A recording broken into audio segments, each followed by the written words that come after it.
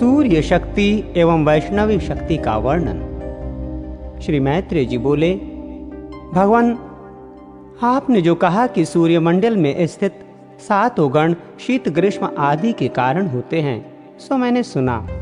हे गुरु, आपने सूर्य के रथ में स्थित और विष्णु शक्ति से प्रभावित गंधर्व, सर्प, राक्षस, ऋषि, बाल खिल्यादि, अप्सरा तथा यक्षों के तो पृथक पृथक व्यापार बतलाए, किंतु हे मुने, ये नहीं बतलाया कि सूर्य का कार्य क्या है।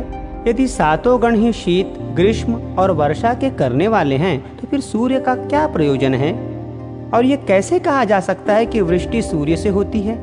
यदि 7 गणों का ये वृष्टि आदि कार्य समान ही है, तो सूर्य उदय हुआ, अब मध्य में है, अब अस्त होता है, ऐसा लोग क्यों कहते हैं? श्री पराशर जी बोले, हे मैत्रेय, जो कुछ तुमने सुना है उसका उत्तर सुनो।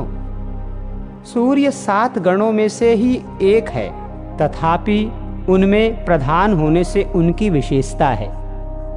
भगवान विष्णु की जो सर्वशक्तिमयी ऋक्, यजुः, साम नाम की पराशक्ति है, वो वेद त्रयी ही सूर्य को ताप प्रदान करती है और उपासना किए जाने पर संसार के समस्त पापों को नष्ट कर देती है। हे द्विज, जगत की स्थिति और पालन के लिए वे ऋक्, यजुः और साम रूप विष्णु सूर्य के भीतर निवास करते हैं। प्रत्येक मास में जो जो सूर्य होता है, उसी उसी में वो वेद त्रयी रूपणी विष्णु की पराशक्ति निवास करती है।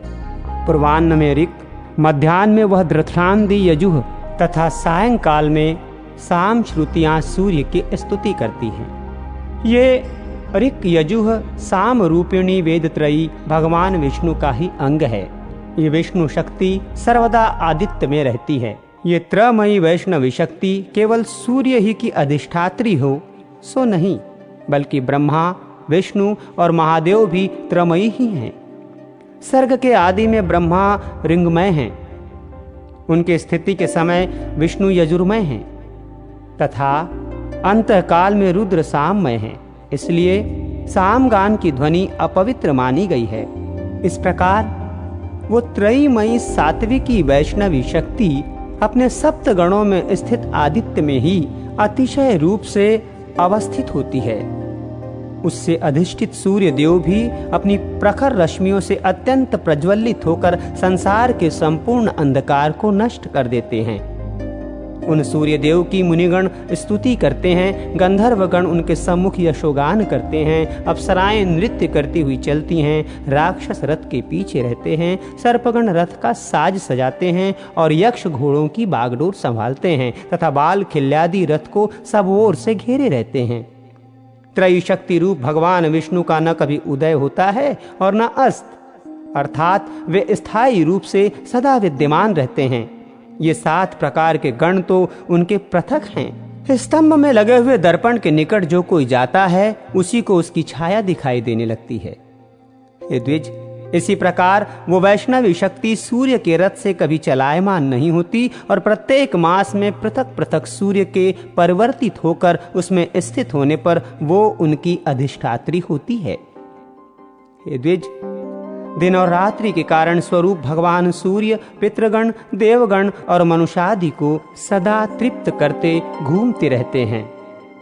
सूर्य की जो सुषुम्ना नाम की किरण है, उससे शुक्ल पक्ष में चंद्रमा का पोषण होता है और फिर कृष्ण पक्ष में उस अमृतमय चंद्रमा की एक एक कला का देवगण निरंतर पान करते हैं।